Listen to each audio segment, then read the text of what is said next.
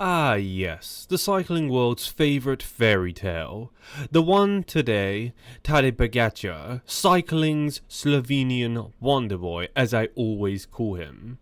He'll magically wake up, swing his leg over a €12,000 aerodynamic carbon weapon, and suddenly become the greatest time trialist in history. Spoiler alert, he won't. He can win 6-hour mountain slugfests. He can outsprint classic riders after a 200k demolition. He can grin his way through a press conference like a puppy who just discovered belly rubs exist. But master the art of time trialing? Not happening. And we don't even have to speculate anymore, because the Tour of Rwanda gave us the latest Exhibit A in this ongoing tragicomedy. Imagine Tadej, the multiple Tour de France champion, lining up for a relatively short time trial in Kigali, brimming with confidence, holding a 2-minute advantage over none other than Remco Evenepoel. Yes, that Remco. Surely this is the perfect chance to flex his supposed improved time trial form, right? Wrong, because what actually happened is straight out of a bad sitcom. Remco started 2 minutes behind, tapped out a rhythm like he was pedaling to the beat of Belgian techno, and then, oh dear, caught Tadej, overtook him, and passed him like he was just some amateur tourist still fumbling to clip into his pedals. It wasn't just a defeat, it was a humiliation dressed in lycra. Let's break this down and explain why Tadej Pogačar will never master time trialing, unless time trialing suddenly gets redesigned to involve 6 hours of alpine climbs, cappuccino sprints and Instagram filters. The Rwanda reality check. First, let's relive the Rwanda time trial horror show in vivid detail. Tadej started with every advantage: form, confidence, and yes, that precise 2-minute head start on Remco. On paper, it should have been safe. After all, 2 minutes in a 30-ish minute time trial is like being given a head start in Mario Kart, where you're already on lap 2 and your opponent is still waiting for the light to go green. But then, the Remco locomotive started rolling, and once it's rolling, there's no stopping it. Every pedal stroke was raw power. Every aerodynamic tuck was a masterclass in watt per kilo weaponry. Remco didn't just close the gap, he obliterated it. Watching him reel in Pogačar was like watching a falcon dive bomb a confused pigeon. Meanwhile, Tadej was out there doing his best impression of someone pretending to be aerodynamic.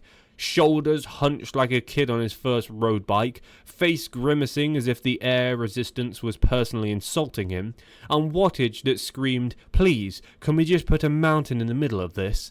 By the time Remco swept past, the humiliation was complete. The king of Grand Tours, the man who can dance away on the Galabra, was reduced to the supporting actor in Remco's highlight reel. For Pogačar, it was supposed to be a controlled test of his time trial form. Instead, it turned out into a televised intervention. Why Tadej can't TT? The muscle myth.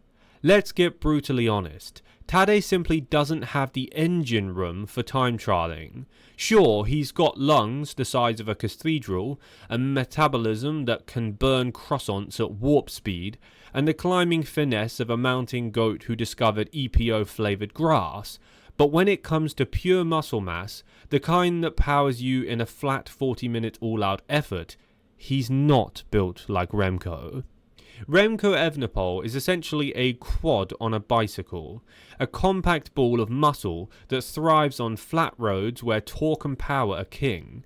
He's built for pressing down on the pedals as if trying to crack the asphalt beneath him. He lives for time trials, relishes the suffering, and makes his rivals look like kids in pedal cars. Tadej, not so much. He is different, like wiry, tuned for dancing up mountains and recovering fast enough to attack again the next day. That's perfect for Grand Tours where endurance trumps brute force. But in a time trial, where you need to sustain monster watts for 30 to 60 minutes without a mountain to lean on, that body type is a disadvantage. It's the simple physics of cycling. No muscle, no monster watts, and without monster watts, you're just a very expensive windsock. The psychology of being hunted. Another reason why Tadej will never be a TT king. He's not wired for the one-on-one, mano-mano, suffering for the discipline. Pogačar thrives when he can see his rivals around him, when there's chaos, when there's a 6-hour canvas to paint his unpredictable attacks. He's a showman, a chaos merchant. But a time trial, that's the opposite. It's sterile, clinical, and everyone in their little space-age helmets, tucked into the same position, staring at a black tarmac ribbon that stretches forever. There's no chaos, no wild mountain attacks, just you, your bike, and 1,000 data points nagging you about how badly you're pacing. This is where Remco is at home. He loves being the hunter. He relishes the cold precision. He'll pace himself to the watt, minute after minute, like a machine that secretly resents humans. Pogačar, well, he gets hunted, loses 2 minutes of advantage, and collapses under the weight of boredom before the suffering even begins. And Rwanda was the perfect metaphor. 2 minutes up the road, and he still got caught. The hunted, eaten alive by the hunter. History doesn't lie. We don't need Rwanda alone to prove the point. History has been writing this script for years. Let's recall. Tour de France 2021, Laval TT. Pogačar crossed the field. People screamed, quote, "He's the new TT king." Calm down. That was one day where everything clicked. The stars aligned and half the peloton had bad legs. Tour de France 2022, Rocamadour to TT. Vingegaard didn't even try and still almost matched him. World Championships ITTs. Pogačar has entered them like a hopeful auditionee on a talent show, then left them with the cycling equivalent of a participation ribbon. Giro d'Italia prologues, shorter TTs. He's quote good, but not world beating, certainly not Remco level. So when you zoom out, the narrative is clear. He's competitive, but never dominant. He's always the bridesmaid, never the bride, unless the course has a climb steep enough to justify an oxygen mask. Built for 6 hours, not 40 minutes. Here's the bottom line. Tadej Pogačar is a 6-hour artist, not a 40-minute brute. Give him a mountain stage where patience, endurance and recovery matter, and he's your man. He can survive chaos, thrive on unpredictability, and strive with surgical attacks that ruin rivals' lives. But time trialing doesn't care about artistry. It's raw science, watts, aerodynamics, pacing, and repeat. The exact kind of thing that a Remco Evenepoel, obsessive, muscular, and coldly methodical, was born for. So yes, Tadej can still win Grand Tours, he can still demolish rivals over 3 weeks, but when it comes to the stopwatch discipline, where Remco eats watts for breakfast, Pogačar will forever be the guy who looks good, tries hard, but will always lose the audition. The cult of, but he can improve.